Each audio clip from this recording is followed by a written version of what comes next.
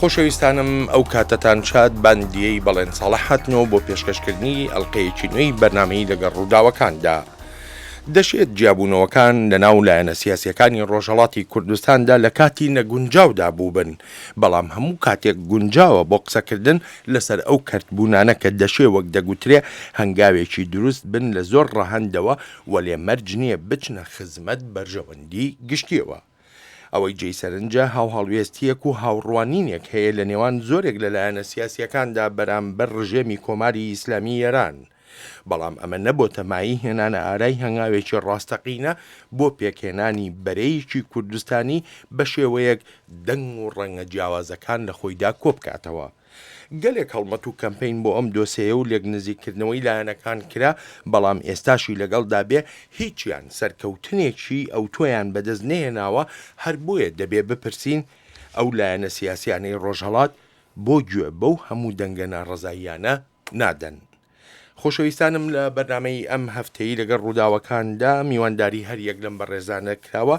حەسەن حاتەمی ئەندامی ڕێبەرایەتی حزبی دیموکراتی کوردستان. کاک حەسەن، زۆر سپاسی ئامادەبوونتەکەم. زۆر سپاس بۆ جەنابتان بۆ بیناوی خۆشەویست. جەلیل ئازادیخا ئەندامی کۆمیتەی ناوەندی کۆمەڵەیی زەحمەتکێشانی کوردستان. کاک جەلیل، سپاسی ئامادەبوونتە. سپاس بۆ بەڕێست و سڵاو بۆ بینەرە. سپاس دەکەین.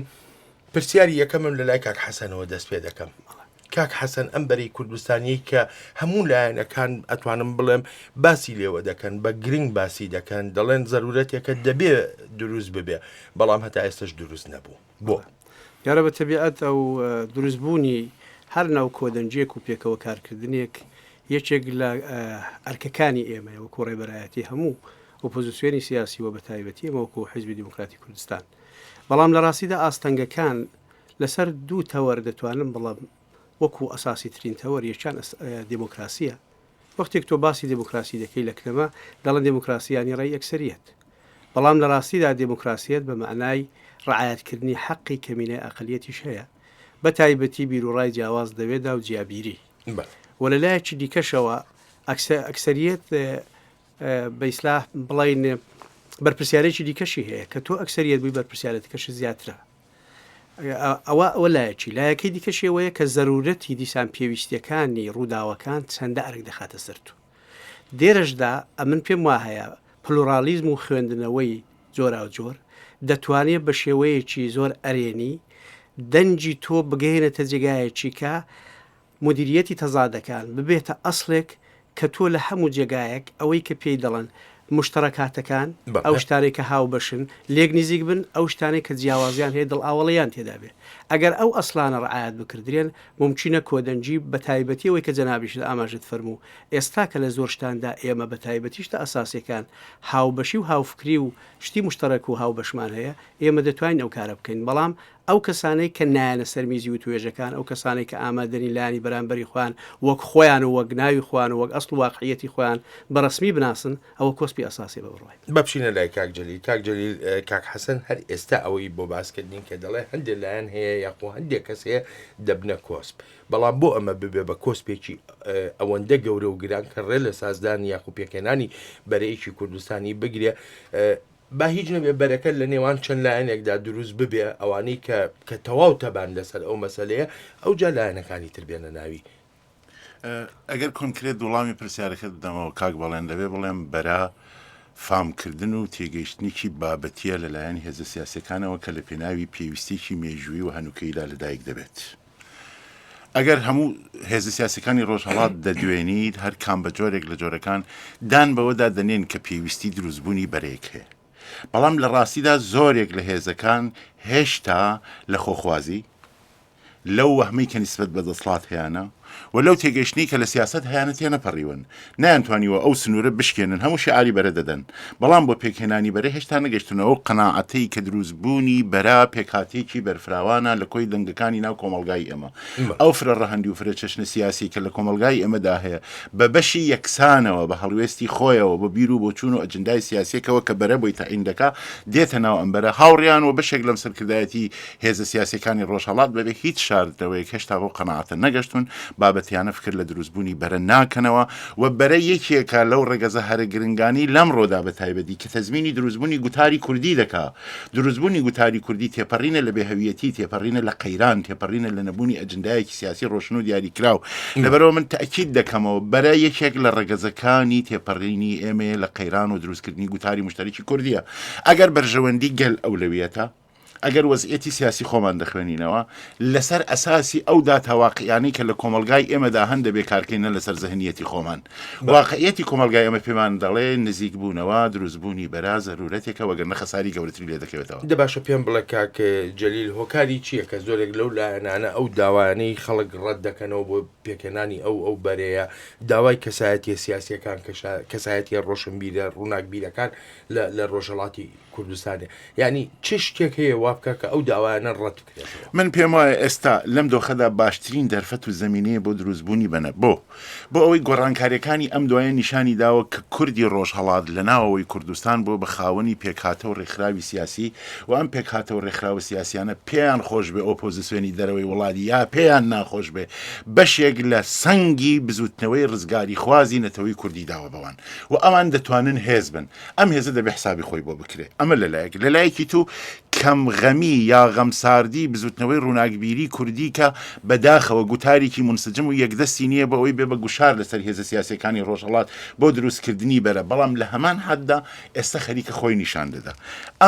ئەم دوو فاکتەرە بەهۆی هێزە سیاسەکانەوە کە لە ڕۆژهەڵات بە ئۆپۆزیسیۆنی دەرەوەی دەسڵاتی ڕژێم ناسراون، ئەم سیانە دەتوانن باڵانسی یەک بکەن بۆ دروستبوونی بەرێک بە تایبەتی گوشاری ناوەوە و گوشاری گوتاری ڕووناکبیری ئێمە. هێزە سیاسەکانی ئێمە ئەگەر نایڵێن با کەمێک ڕاشکاو بین. من پێم وایە ترس و تەوهمێک هەیە بۆ ئەوەی دەترسن هەندێک لە ئۆتۆریتیان لەدەست بدەن، بۆ ئەوەی دەترسن هەندێک لە هژمۆنیان لەدەست بدەن، بۆ ئەوەی دەترسن ئەو سەهەمخوازی کە داوای دەکەن وەک ساختارێکی سیاسی و خۆیان بە گەورەتر دەزانن بەدەستی نەهێنن. بەڵێ با بچیمان لای کاک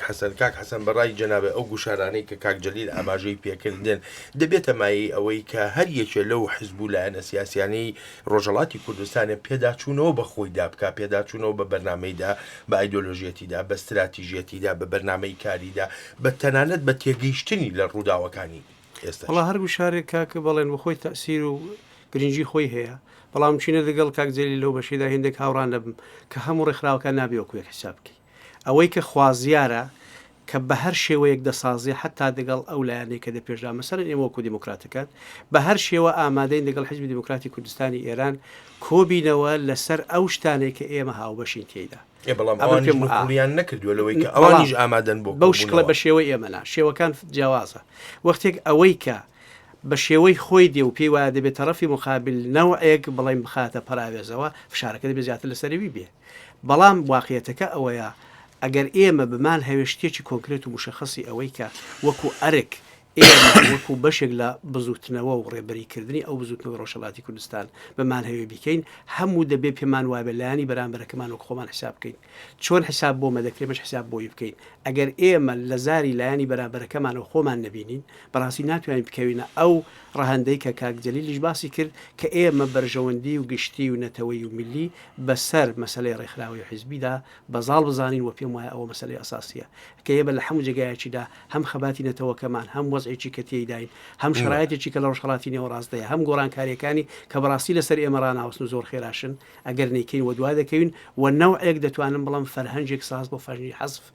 کە ئەمن زۆرترم کەوا بوو خەڵکی دیکە بەهێند ناگرم. تۆ دەبێت ئەو فەرهەنگەی جێبخەی کە ئەوەی کە دەڵان هەر لە فەرەی ڕێیەک و هەڕێکخراوەی بۆ خۆی موقعیەتی تایبەتی و هێزی تایبەتی خۆی هەیە دەبێت حیسابی بۆ بکەی ئەوڕۆ چونکە ئەو هێزانە هەموو کۆ دەبنەوە ئەو شتەی تشکیل دەدەن کە بە قەول دەڵان دژمنشتێن و دژمن بەزێن یا لالیکەم خەباتژێر و خەباتکارە پێکەوە.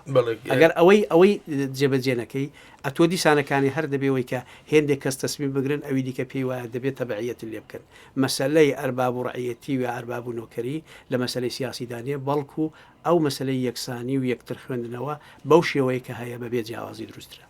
بەڕای جەناب لە هەڵبژاردنەکانی ئەم ماوەی ڕابردووی سەرۆکایەتی ئێراندا ئۆپۆزیسیۆنی کوردی جا لە دەرەوە بێ لە ناوە بێ بەڕای جەنابێت تووشی شکستێک نەهات لەو پەیوەندی کە پێویستە لەگەڵ بنەما جەماوەریەکەی خۆیان لە ناو ڕۆژهەڵاتی کوردستاندایی بێ. وڵات دەبێت پێشەم شتێکەوەی کە لە نێو کوردستانە دەگەڵەوەی کە لە دەرەوە ئۆپۆزیسیۆنە دەبێت خوێندنەوەی جیاواز هەبێ ئەوان کە لە نێوەوەن ئەوان کە شێوەکان شێوەی ئیسلاحخوازی و ئارامسازی و ئەو جوورە شتەیە بەڵام ئێمە هەم وەکو بۆ خۆمان تاریفێکی کە هەمانە و بەرنمەیەکی کە هەمانە هەم ئەوەی کە خودی ڕژیم ئەمە بە جۆرێکی دەخوێنێتەوە غیرە قانونی و زدی انقلاب و جوورەشتانە بەتەبیعەت دەشتانە جیاوازیان پێکەوەیە وەرە لایەکی دیکەشەوە دەتوانین بڵین هەردووچان بە شکلە هەروەکو یەک بیریان کردوێتەوە ڕژیمێکی کە ئازادیەکان و زەرفێتی قانونی ئەساسیەکان و ئەوەی کە بۆ خۆی پێی وهەیە دەبێ بیکە ئەنجامی نادا و هیچ ڕێگایەک ناهێڵێتەوە بۆ ئەوەی کە تۆ بە شێوەیەک بەشدارێکی فعالەتە بێ کە دەنگت معلوم بێ کە ئەو دەنگە تۆ خوازیاری ئەو گۆڕانێکە تا ئێستا بە تایبەتی فەزاکی ئەمنیەتی لە کوردستانی هەیە بەڵام ئەوان لەو شکڵی کەدایان هەوێ کەڵک وەربگرن پێم وایە ئەوە دەگەڵ یەکتر مغایرەتیان نییە بەڵام زۆر زەحمەتە وای دابنێ بۆ ئێمە کە ئەگەر سپینە هاشمی ڕەفسەنجانی کاندیدا بووبایە ڕێی پێ بدەین بە دلیلی ئەوەی کە بالفەرز ئەوە لە تیمی ترۆڕێکیدا کە لە کوشتی فیروزەدا بڵین بەڵێن دەربوو ئەوانە دوو ڕێبەری ئێمە تێدا ترۆر کراوە بەڵام دیسان بەرژەوەندی گشتی دەخوازێ کە ئەگەر ئێمە پێمان وابێ ئەوە دەچێ بەرەو گۆڕانێکی خوڵتر و نەتەوەی تر و گەورەتر ئەمە پێمان وایە دەتوانین دەو شتێشدا تعلیل بکەین بەڵام ئەو تعلیلەمان لە کۆماری ئیسلامیدا نەدید و پێمان وا هەبوو حتى تازە حیزبی من دوورتر لە ئەوانی دیکە و بە ئیسلاح زۆر درەنگتر بایکۆتەکەی ئەلام کرد و زۆر زووتریش دوای ئەوەی کە خەڵک ڕئیدا یا لامی بڵاو کردەوە کە پشتیوانی لەو شتێ دەکا کە خەڵک دەنجی پێداوە کەوا بوو دەڵم ئەوانەی دەنجیان نەداوە دەگەڵەوەی دەنجیان بە ڕوحانی داوە هەردووچان یەک نەزەریان هەبووە نەزەرەکەشیان ئەوەیە گۆڕان ئەو شتەی کە تا ئێستا لە ساڵی ڕابردوودا بڕاستی خەڵکی وەتەنکێناوە چ لە بواری ئابوووریەوە چ لە بواری ئەمنیەتەوە چ لە بواری بە جۆرێک دەتوانین بڵین نەفەسی کۆمەلگای گرتو بۆی کە دەنجی دەرنەیە کەوا بۆم پێم وایە هەردووچان زۆر مغایرەتیان یە و لەگەڵ یەکتر جیاواز کاک حەسەن کاک جەلیل کاک تاهیری قاسمی لە تۆڕی کۆمەڵایەتی فەیسبوک دەنووسەیە گەورەترین جیاوازی ڕێبەرانی ئێستای کوردی ڕۆژهەڵات لەگەڵ ڕێبەرانی سەرکەوتوو ئەوەیە کە ئەمانەی ئێستا هێزی ڕسکردنیان نییە مەبەستم لە نەبوونی هێزی ڕسکردن پێڕۆکردنی سیاسەتی قەتیسمانەوە و چاوەڕوانیە کە تا ئێستا نزیک بە 20 ساڵی بەسەردا تێپەڕیوە کاک جەلیل ئەگەر مەبەست لە ڕیسکردن هاتنە پێشەوەی دەرفەتێک بێ بەوەی ئینسان بتوانێت بڕیاری چارەسازی تێدا بداوە سەرکردایەتی بزوتنەوەی سیاسی کورد لە ڕۆژهەڵاتی کوردستا بە کۆی گشتی خۆی نەیتوانی بێ ئاوەها بڕیارێک بدا پێم وابێت تا حدێک ڕاستە من تەیدی ئەو بۆچوونە دەکەم و لەگەڵ ئەو بۆچوونە هەم چون زۆر قۆناغ هاتوۆتە پێشەوە کە پێویستی بەوە بۆ بڕیاری زۆر جددی چارەنووسازوە گرنگ تێدا بدرێ مەسەلەن هەر مەسەلەی خەباتی مەدەنی چۆنیەتی ڕوانینمان بۆ مەسەلەی مبارەزەی چەکدانە مانەوەمان لە باشووری کوردستان گۆڕانکاریەکانی ناوچەکان هەموو ئەوانە پێویستی بە پێداچوونەوەیکی زۆر قوڵوە بڕیاری جددی و جورئەتی ڕاستەقینە هەیە بە ئەوەی بڕیارێکی گەورەی لەسەر بدرێ تاکەی لە باشوور دەمێنیتەوە بە وەسئێتەوە مبارەزەی مەدەنی و خەباتی مەدەنی چی لێ دەکەی هێزەکانی سیاسی ناوە چۆن میکانیزمێکیان لەگەڵدا دەستەبەر دەکەیت و ڕابەتی خۆتیان لەگەڵ تەنزیم دەکەی ئەمانە ئەو بابەتانن کە مشەخەسە بەڵێ ئێمە منیش قەناعەتم وایە کە یا مەسەلەی بەرە ئەو شتەی کە کاک حەسەن باسی زۆرتر شەڕەناوە ئێستا بۆتە شەڕەناو ئەوە تۆ ناوەکەی منت برد ئەو ناوەکەی ئەوی برد ئەو ناوی ئەوی هەڵگرتووە لە کاتێکا بەرە لە ڕاستیدا شوێنێک نییە بۆ تەقسیمکردنی دەسڵات و سەروەت بەرە میکانیزمێکە بۆ گرد و کۆکردنەوەی هێزەکان و ئاراستەکردنیان بەرەو بەدیهێنانی بەرژەوەندەکانی گەل و بزوتنەوەکە کاک حەسەن جەنابە لەسەر هەمان ڕا وەڵام بە هێندێک جیاوازی پێم وایە بە هەرحاڵ دەکرێمە ئەو خوێندنەوەی هەمانە لە باشووری کوردستانیش بنی و کاری چاکیش بکەین کاری چاک بۆ مانای ئەو خەباتی مەدەنیە بتوانین بەو شێوەیە کە دەکرێ هەڵسو کەوت بکرێ بۆەوەی بەرژەوەندەکان و بە تایبەتی زەرفێتی قانونی ئاساسی کە دێتە گۆڕێ ئێمە دەبێ خوێندنەوەمان بۆی هەبێ فەرزکە وەختێک باسی ئەسلی پازدەی قانونی ئاساسی دەکەین کە دەکرێ بڵین زمانی دایکی لەوێ بێتە قانونیم پێم وایە هەنگاوێکی گەورەی کەمە بتوانین مخالفەتی نەکەین و دەگەڵی بڕۆین وە لە بەرنمەکەی ئێمەدا ڕاستە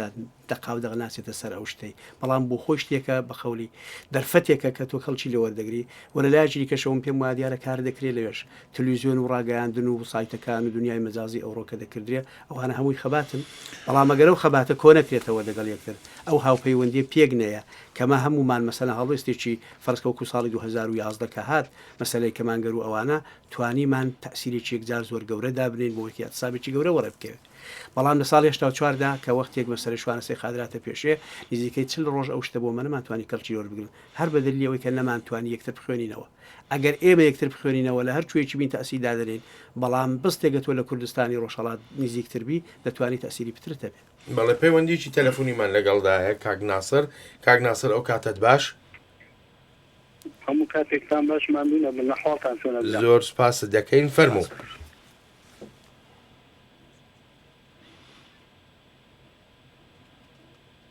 کاک ناسر بەڵێ فەرموو. ئەلو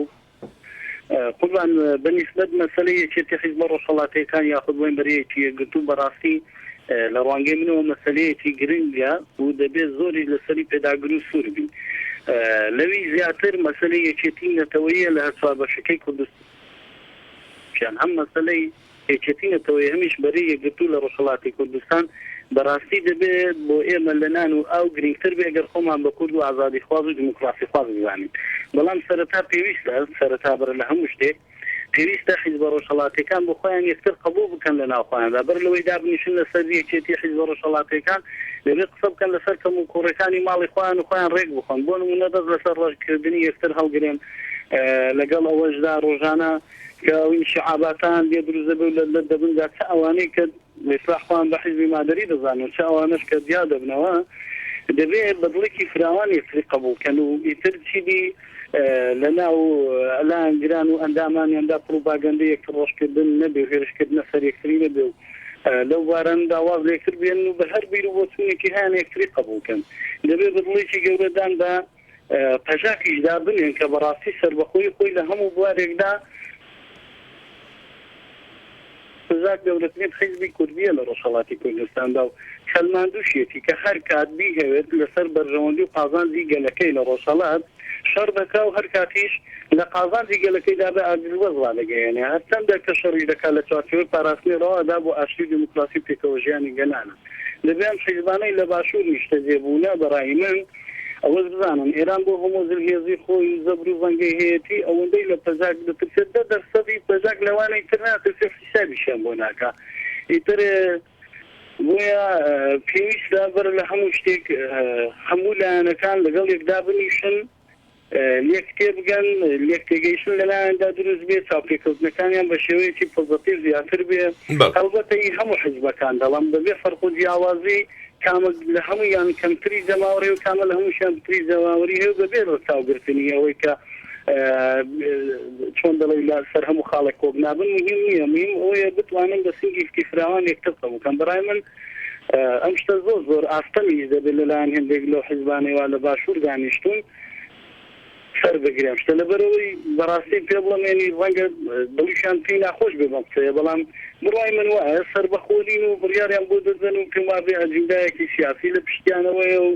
ئیتر ڕای من وایە یعنی شخصی خۆم پێم وایە ئەوانە وەندەی بە دوای دەسەڵات و گەورەکردن دانەوەندە بە دوای ئازادی و ماشورۆ و دیموکراسی دانین بەڵێ زۆر سپاسی بەشداریەکەت دەکەم ئەگەر ئەو وزەیە بەڵێ کاک ناسر زۆر سپاسی بەشداریەکەت دەکەم پەیامەکەت گەیشت کاتمان بڕێکەم ماوە بە بچینەوە لای میوانەکانی بەرنامەکە بزانین چ وەڵامێکیان بۆ بەڕێزت هەیە کاک جەلیل بەڵام تکایە بە کورتی زۆر بە کورتی ئەگەر بەڵام ئەو بەڕێزە هەندێشتی بەیان کردێکێکەوەی کە حیزب کوردستانیەکان یەک قوبڵ بکەن ڕاستێکەوەیە ئێستا ئەو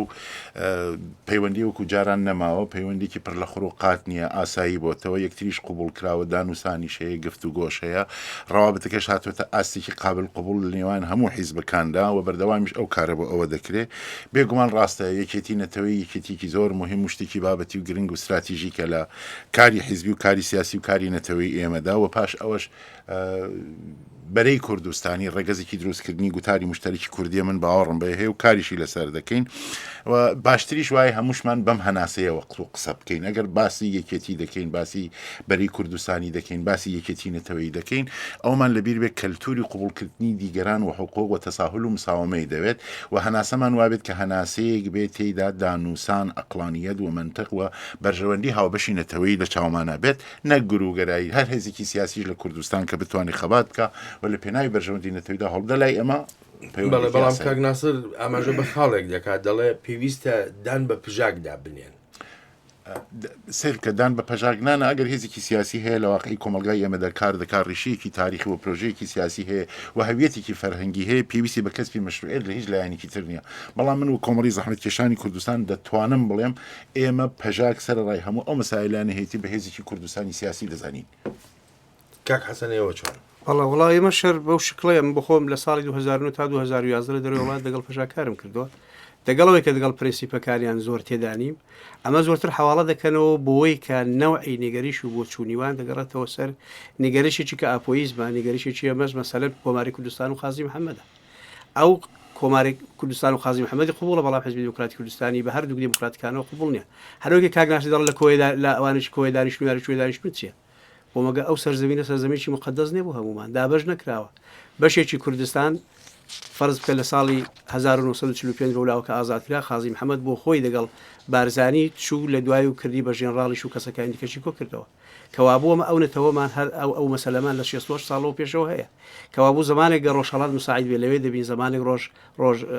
بە ئیسلا بڵێ ڕۆژاوا مساعید بێ لەوێ بین زمانێک باکوور یا باشوور بێوانە ئێستا کە باشوور مساعیدم پێم وایە بەشێک لەو شتانی ئێستا لە باشووری کوردستانی ڕنگدانەوەی کۆماری کوردستانە دەوێتە کەوابوو ئێمە پێمان وانە بێ دانیشتن لەوێ شتێکی خراپە کوتیشم ئەو نەوەوان خەباتی ئێمە دەیکەین ئەگەر خەرارە خەباتی تەلەڤیزیۆنی و مەجازی مهم دەبێت کۆماری ئیسلامی بۆ هێندە هەزینە زیاد دەکات بۆەوەی کە بتوانێت پارازیت بخاتە سەر و تەلەڤیزیۆنانە دیارەوە کاریان هەیە بۆ هێندە فشار دێنێ بۆ بنەماڵی ئەو کەسانی کە چالاکن لە دەرەوە بەڕاستی دەتوانن کار بکەن ئەو هەموو فشاریان بۆ دێنەکە نابێ کار بکەنوانە پس دیارە هەر جوڵەیەک وەر کارکردنێک لە هەر کوێیەکی کە بۆ بەرژەوەندی میلەتی کورد لە ڕۆژهەڵاتی کوردستان و نەتەوەی کورد بەگشتی لە هەر چوار پارچەی کوردستان کە هەمومان پێی معتەقیدین دەبێ ئەو شتە ئەویش و یەکسان بێ ناکرێ ئەتۆ کابرای وەکو خۆی ببینی بەرامبەر بەڵام ئەو وەک خۆی تۆ نەبینێ کەوابوو ئەو مەسلەی کە لە جەوهری بۆ چوونەکاندا بڕێک جیاوازیمان هەیە جیاوازەکەش ئەوەی ئێمە لە وەختی لە ڕۆژهەڵاتی کوردستاندا خەبات دەکەین تایبەتمەندەکانی ڕۆژهەڵاتی کوردستان و پرینسیپەکانی بۆ هەرتوو لامان گرینگە ناکرێ هەر ئەوان بۆ خۆیان کە پیان وایە بەهەرحاڵ دەبێمە دەگەڵ دژمن مبارەزە بکەین و خەبات بکەین شتیوات بۆ دەخڵخێنی شتیوات بۆ دێنێتە پێشێ کە ئەنەهۆ تۆ پێت وابێ شتێکی زۆر خراپ دەکەی کە تۆ لە باشووری کوردستان دانیشتوی و خەبات دەکەی و تێکۆشان دەکەی دەسۆڕەتیشدا پێشوەی کە ئەو مەسەلەیە لە باشووری کوردستان بێتە پێشێ ئێمە بلەخەرە لە چیاکانی کوردستان بووین ئەوەشە لە بەرژەوەندی ویدا بۆ ئێمە هاتووینە خواردتر ئەوە مەسەلێکی زۆر گرینگە کاک بەڵێن دەبێ هەمومان بەرحاڵ بیبین کە هەر کەس و خۆی ببینی بەڵێ پەیوەندی شکەی تەلەفۆنیمان لەگەڵدایە کاک سلێمان جەرجیس کاک سلێمانە و کاتت باش فەرموو ئەم کاتەی هەموو لایەکان باش دەستخۆشی بەردانەکەتان لێ دەکەم بەڕاستی لە ڕابردووە ئێمەی کورد زۆر لەینەتی نبینیە بەهۆی نەبوونی کۆدەنجەوە نەبوونی دەرەوە لە هەموو پارچەکانی کوردستان هەتاوەکو متوانیمانە بەرەی دروست بکەین بەڕاستی وای کردووە کە کۆمەڵێ دەبکەوت کۆمەڵە لە پێشکەوتن لە دۆزی ڕەوای دلەکەمان لەدەست بدەین بە بڕای من لەم کات ئێستاکان لە کۆماری ئیسلامی ئێراندا گۆڕانکاری هاتێتە پێشەوە و کە گۆڕانکاری حکم کراوە بەڕاستی زۆر گرنگە لە ئێستاکەدا بەرەی دروست بکرێت لەبەر ئەوەی ئێمە هیچ داهاتووی ڕوون چەند ئێستا لە تورکیادا کە کرانەوەیەک بەڕۆی دۆزی کوردە هەیە لە ئێراندا نایبینین لێ زۆر گرنگی ئێستاکە لەبەر حکاری باردۆسێکی سیاسی لە ئێران کە ئەم بەرێ ڕابگەیت هەبەر ئەم بەرێ بکرێن بۆ ئەوەی بتوانین کە هاوڵێتێکی باشترمان هەیە بەیانبەر بۆ سیاسەکانی کە جارێکی دی کۆماری ئیسلامیدا ڕشتنەوەی بۆ دەکات و بەپی لە جوانەکانی حەسەن ڕوحانی ڕخنەی زۆری هەیە لەسەر ئەو بیربۆچوونەکانی ئەحمەدی نەژاد چ لە سیاسەتی دەرەوە چ لە سیاسەتی ناوە بۆیە ئەبێ ئێمە زۆر خۆمان ئامادەبکەین بۆ هەر ئەدەوێت کەڕوو ئەدا لە سیاسەتی ئێراندا بەڵام بەداخەوەی کەدا ئێستاکە تێبینی ئەکرێ گۆڕانکاری پێشتریشە بووە بەڵام بەس هاتنە پێشەوەیەکی جدی نەبووە لەلایەن حیزبەکانی ڕۆژهەڵاتی کوردستانەوە بۆی بتوانن بەرەی دروست بکەن ئەوە هەمومان بتوانن بەرەی دروست بکەن بۆ بتوانین سیاسەتێکی حەکیمانکردمان هەبێت بەرامبەر بە سیاسەتەکان دیشنەکانمان سوپاس بۆ ئێوە زۆر سپاس دەکەم کاک سلێمان جەرجیز بۆ پەیوەندیەکەت و بۆ ئەو ڕایی کە خستە بەردەستمان کاک جەلیل کاک حەسەن ماوەی بەرنامەکە زۆر کەمی ماوە من لەگەڵ ئەو تێبینی کاک سلێمان کە باس لە سیاسەتی نوێی ئێران دەکات و گلەیش لەلایەنە سیاسەکان دەکات بە پێی پێویست نەچوونەتە پێش بۆ پێکێنانی ئەو بەرەیی کە باسمان کرد لەم بەرنامەیەدا من شتێکی تریش زیاد دەکەم هەلومەرجێکی نوێ لە ناوچەکەدا بە تایبەتی لە خاورمیانەدا هاتوۆتە ئاراوە ئەمانە لایەنە کوردستانیەکان دەخاتە بەردەم چ جۆرە بەرپرسیارەتیەکەوە بۆ سەر و سەوداکردن لەگەڵ ئایندەدا کاک جەلیل بەڵێ ڕاستە من پێم وایە گۆڕانکاری بەرچاو و هەرا و ڕوویداوە بە تایبەتی لە ناوخۆی وڵات و لە ڕۆژهەڵاتی کوردستان هەروەها لە ناوچەکە و لە ئێرانیش من پێم وایە گرنگترین فاکتەرێک کە ئێمە دەتوانین ئێستا باسی بکەین لە گۆڕانکاریاندا دوو مەسئلەی زۆر مهمە زۆر بە کورتی بەڵێ زۆر بە کورتی ئەگەر بڵێم ئەوەی کورد لە ڕۆژهەڵات بۆ یەکەمین جار لە مێژووی سیاسی خۆیدا بۆ بە خاوەنی ڕێکخراوی سیاسی کە لە چوارچێوەی یاساکانی دەسەڵاتدا کار دەکات بەڵێ بەسە لێرە کاک حەسەن فەرموو کەوابوو ئەو کۆدەنجێمەش بە پێویستی دەزانین بەڵام هەموو دەبێ بەو شێوەی چاڵ بکەن ڕۆحینەتەوەی خەباتێک بۆی کە ئێمە هەم لێک نزیک کاتەوە هەم توانەکانمان لە پەنایەکدار نیە ئەوە مەسەلەی ئەساسی ئەمە مشکلمان نییە ئەوانەی کە مشکلیان هەیە دەبێت زۆرتر فشارەکە ڕوودەوان کاک حەسەن کاک جەلیل زۆر سپاسان دەکەم بۆ بەشداریتان لەم بەرنامەیە لەگەڵ ڕووداوەکان زۆر سپاس بۆ جەناب زۆر سپاسان دەکەم ئەوبەت ئازیزان سپاسی بێپایانم بۆ ئێوەی خۆشەویستە